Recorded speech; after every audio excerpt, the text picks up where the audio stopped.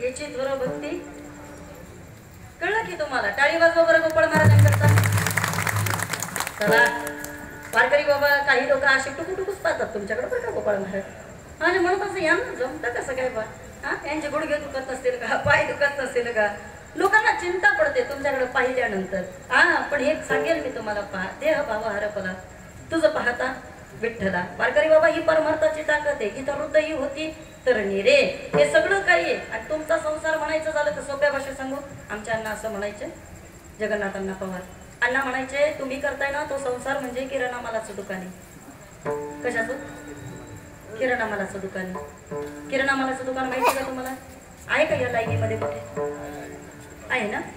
ऐका, त्या किराणा मालाच्या दुकानामधल्या त्याच्या दुकानमधल्या माणसाला विचारा जाऊन, त्याला विचारा, काय रे बाबा तुझ्या दुकानाचा प्रॉफिट आणि लॉस तू कसा काय काढतो? दादा, त्याला जर तुम्ही विचारलं ना तुझा प्रॉफिट कसा काढला जातो, लॉस कसा काढला जातो, तो व्यक्ती तुम्हाला जाऊन सांगेल. काय तुम्हाला माहिती का, ही लहान लहान मुलं दिसतात ते समोर तुम्हाला, या तायड्या पोरी दिसतात आहेत का? वारकरी बाबा, या पोरी जे लेस कुरकुरे ही जी पाकिटं खातात का आपल्या पोरी, एक माळ असते, माळ त्यांना ती होलसेल मधनं घ्यावी लागते.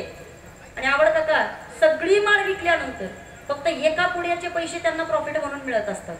माहिती तुम्हाला?